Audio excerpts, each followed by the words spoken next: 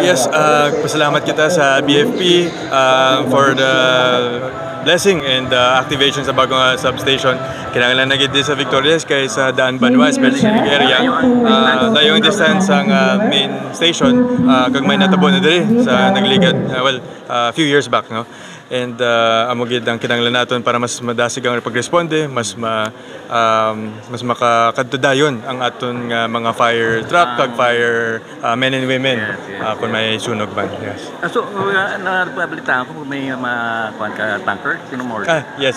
So, we're still finalizing whether that's going to be procured by city government or counterparting with the private company. Pero we will make sure that that happens. Kaya kinahanglan gid sang tanker para we have the fire trucks pero para hindi na magbalik-balik. So, amo nang kinahanglan which we realize sa fires ng VMC. Okay.